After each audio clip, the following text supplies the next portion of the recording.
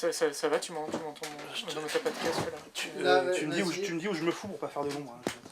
Ah ouais, parce que nous sommes pas en Du coup, lumière. c'est ça, c'est super sombre là. Mais non, mais en fait, la caméra elle est est assez sensible. Ah en bon fait, ça paraît pas, mais c'est. Bon, elle est pas toute neuve, mais elle a encore de la patate. Elle a des bons capteurs. Ok, d'accord. Après, moins on me voit, mieux c'est pour moi, mais.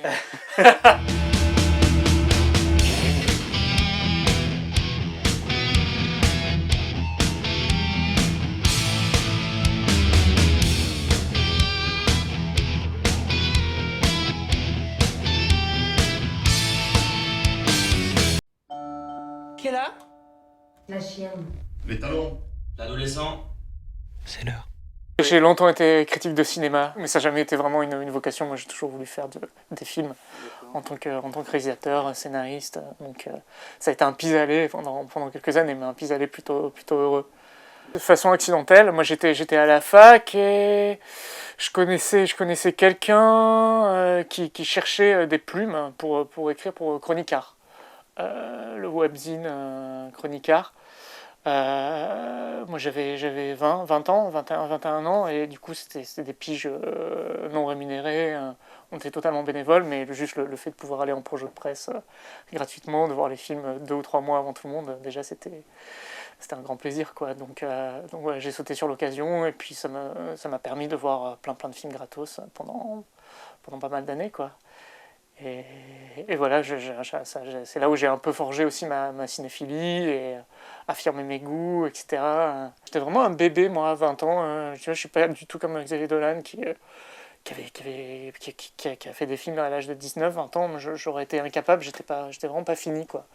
Je crois qu'avant 25 ans, il y avait ce désir-là, je savais que je passerais un jour derrière la caméra, mais je me sentais pas prêt, quoi. J'avais vraiment besoin de grandir, de rencontrer des gens, de lire des choses, de voir des films avant de me lancer dans la grande aventure. Ouais.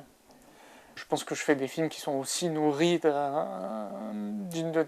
ma cinéphilie, malgré tout, et de ma mémoire des images, qui est un peu plus grande de fait de mon âge que celle de Xavier Dolan, quoi. Donc oui, je pense que ça compte. Après,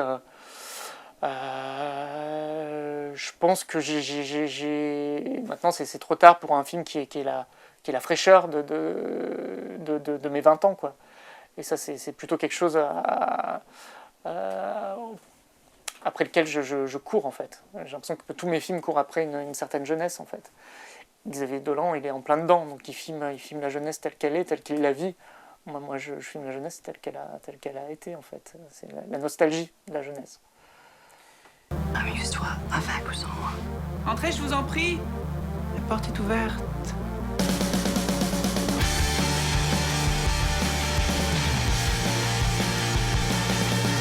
J'ai fait un premier court-métrage amateur en Super 8 en 2002, mais je crois que j'avais 25 ans, donc. Mais c'était vraiment totalement amateur, et ça faisait suite un peu à mon mémoire. J'avais fait un mémoire de maîtrise sur le porno amateur, en fait. Et du coup, j'avais refilmé des images de porno amateur sur une télé mêlées à d'autres choses, à des prises de vue réelles. C'était vraiment un court-métrage très très expérimental, autoproduit, etc. Je ne l'ai pas du tout fait circuler, alors que bon, je l'aime bien, quoi, mais moi, je l'ai rarement montré, j'ai montré à quelques amis, c'est tout. Et après, j'ai écrit un scénario de moyen-métrage pour lequel j'ai eu vachement de mal à trouver des financements. Et donc, entre-temps, je me suis fait virer à l'amiable du magazine pour lequel je bossais, et j'ai fait mon premier cours avec l'argent du licenciement, quoi. Ouais. J'ai l'impression que j'étais un peu un électron libre. Ça a été compliqué, un peu pareil que pour mon long. Ça a été très dur d'avoir de l'argent pour mes films courts. Donc à chaque fois, on manquait d'argent et on bricolait pour quand même faire les films que j'avais en tête au départ. Mais tu vois, par exemple, j'ai jamais eu d'argent du CNC. J'ai eu de l'argent des régions, ça oui. Donc il y a une partie qui est financée par le CNC.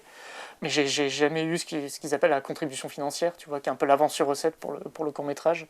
Heureusement que j'ai eu pour le long, mais pour le court, ouais, non, j'ai jamais eu.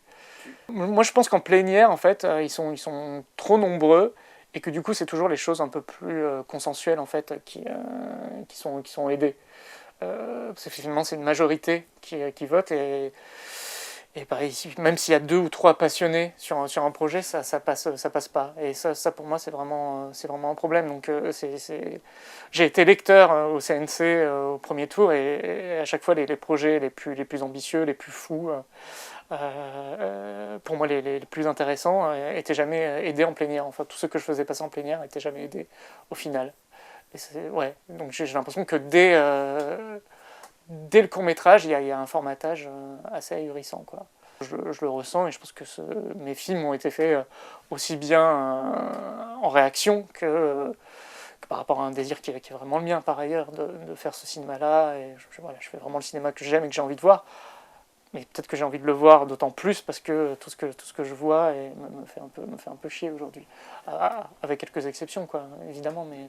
Speed, poppers, cocaïne, MDMA, quelque chose à boire? Paraît que tu caches un trésor dans ton pantalon. Je me suis juste dit que c'était le bon moment. Tu vois, j'avais fait 4 cours quand j'ai commencé à l'écrire. J'en ai fait deux autres pendant la recherche de financement. Je pense qu'il y a eu 2 ans à peu près. Ouais, 2 ans de recherche de financement. Ouais. Je pense que c'est vraiment un film qu'on aurait pu tourner un an avant, quoi, si tout s'était passé parfaitement. Bon, après voilà, c'est pas grave, c'est un premier long métrage, je pense que c'est normal. Tu vois, j'ai écrit à l'été 2009 et on a tourné en hiver 2012, de 2012-2013. Donc c'est pas... Je pense que c'est la période moyenne pour un premier long métrage difficile. c'est un adjectif qui revient souvent, même si je trouve pas que ce soit un film difficile. Mais ouais. Je crois que malheureusement, contre toute attente, le fait d'avoir des gens un peu connus, ou même très connus, dans un scénario de ce type, ça compte pas en fait. Ce qui compte et la seule chose qui vaille pour les financiers, c'est le scénario en lui-même. Et pour moi, c'est vraiment une erreur tragique parce qu'un scénario, c'est un outil, c'est pas une finalité, quoi. Et un mauvais scénario avec un bon cinéaste, ça donnera un bon film. Et pour moi, un très très bon scénario avec un mauvais cinéaste, ça donnera un mauvais film. Et ça j'ai l'impression qu'il y a peu de gens qui font cette arithmétique aujourd'hui. Et après, je dis pas que je suis un bon cinéaste, mais voilà, je pense qu'il aurait pu avoir davantage de regard sur ce que j'avais fait avant et sur les choses que j'ai essayées jusqu'ici, et puis voilà, me laisser un peu une chance. Mais heureusement, certains me l'ont laissé, et on a pu faire le film, on a quand même eu l'avance sur recette et une région, mais voilà, c'était dur, quoi. Qui êtes-vous tous les 3? Tu veux vraiment savoir d'où l'on vient? Éteignez la lumière. J'ai déjà envie de vous. Alors, Béatrice Dalle, elle est arrivée très très tard, on avait déjà commencé le tournage en fait, parce qu'on a tourné en 2 temps, on a tourné 2 semaines en décembre, on a fait une petite pause pendant les vacances, et après on a fini en janvier 2013. Et Béatrice Dalle est arrivée pendant les vacances de Noël, c'était un peu le cadeau de Noël, Béatrice Dalle. Moi, ça m'excite plutôt en fait de tourner avec des gens connus, du moment qu'ils soient mélangés avec d'autres en fait. Qui est une espèce de mélange entre des figures populaires et puis des inconnus, ou des gens qui viennent d'ailleurs, ou qui viennent du théâtre, ou qui viennent de la chanson, ou qui sont des icônes. Voilà, j'aime ça, et je trouve que c'est toujours intéressant. J'ai l'impression que la plupart du temps, ça propulse le film vers déjà une visibilité plus grande. Mais j'ai l'impression que c'est quelque chose qui ouvre le film, tout simplement. C'est à d'autres spectateurs, et aussi un imaginaire plus grand. J'ai l'impression qu'à partir d'un corps un peu connu, on peut construire 1000 histoires, 1000 récits. Et donc quand le spectateur s'ennuie, voilà, il peut éventuellement fabriquer son propre scénario à partir d'Éric Cantona, par exemple, quoi. Donc pour moi, c'est toujours une plus-value d'avoir un acteur intéressant. Et après, il y en a peu qui me plaisent aujourd'hui dans le cinéma français, il y en a peu qui m'excitent. Mais il y en a quelques-uns quand même, heureusement. Je vous écoute, je vous regarde. Et je vous trouve tous très beaux.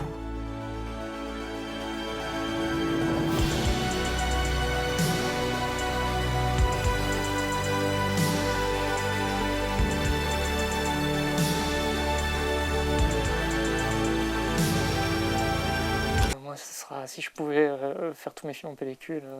T'as essayé le numérique sur un Ouais, j'ai essayé sur 2 courts-métrages, ouais. Que du coup j'avais pensé en numérique dès le départ. Je trouve qu'il y a quelque chose de plus dur, de plus froid. Du coup, il faut lutter davantage pour instiller du sentiment, quoi. J'ai l'impression que ça crée vraiment une barrière entre le spectateur et le film. Pour moi, il y a quelque chose de plus accueillant dans la pellicule, quelque chose de plus matiéré, de plus vibrant en fait. Je trouve que le numérique, c'est une perfection qui me glace en fait. Après, on en parlait tout à l'heure, mais tu vois, j'achète beaucoup de Blu-ray aujourd'hui, parce que je trouve ça beau. Et puis finalement, c'est quelque chose qui restitue vachement le grain de la pellicule. Et peut-être même plus que le DVD en fait. Et c'est très beau de retrouver ce grain vraiment de façon très très prégnante quoi, sur un écran télé. Par exemple, là, j'ai vu 2-3 films d'Eric Rohmer, là, j'ai eu le coffret. C'est étonnant de retrouver vraiment le grain du 16 à mort sur les Blu-ray. Je trouve ça très très beau, quoi. Les films d'Eric Rohmer en Blu-ray, alors que, a priori, on se dit quel intérêt d'avoir les films d'Eric Rohmer en Blu-ray, mais non, au contraire, quoi. C'est encore plus beau, quoi. Il faut toujours suivre les indices de nos rêves. Même lorsqu'ils sont terrifiants. Surtout lorsqu'ils sont terrifiants. Qui est-ce? Ça commence par une partouze, mais c'est vraiment un film qui parle de toute autre chose, en fait. Mais pas par pudibonderie, tu vois. J'ai fait des courts-métrages où c'était beaucoup plus... où le sexe était beaucoup plus explicite que dans ce film-là. Mais juste pour moi, c'était pas le sujet. Je voulais vraiment partir de la partouze pour aller vers une histoire d'amitié, d'amour. C'est vraiment ça qui m'intéressait dès le départ. J'ai l'impression qu'on peut traiter de tellement de choses par le biais du sexe, en fait, que pour moi, c'est un matériau infini. Hein. J'espère que je ferai des films où je crois que j'ai fait un cours qui parle pas de sexe sur 6. Donc j'espère que je ferai des longs qui seront un peu déconnectés de l'action sexuelle, et en même temps je m'en fous, pourquoi pas ne faire que des longs sexués, quoi. En tout cas où le sexe a son importance, d'une façon ou d'une autre. Mais oui, pour moi le sexe c'est l'abîme, et l'abîme c'est les fantômes, c'est les monstres, et c'est tout ce qui me travaille dans le cinéma. Le prochain film, a priori, va avoir pour sujet, pour cadre, le porno gay des années 70 à Paris. Mais du coup, je me pose la question, qu'est-ce que j'ai envie de filmer de ça? Parce que c'est pas, tu vois, l'acte de pénétration en lui-même, ça m'intéresse pas plus que ça. L'organicité, en fait, du sexe, c'est pas quelque chose que je trouve spécialement beau. Ou intéressant à filmer. Donc qu'est-ce que je vais faire avec ça? Comment on traite le sexe dans un film qui a pour cadre le porno? Voilà, je suis en plein dedans. Donc je te répondrai, j'espère, dans 2 ans ou 3 ans, quand le film sera fait. Je vous préviens, elle est au repos.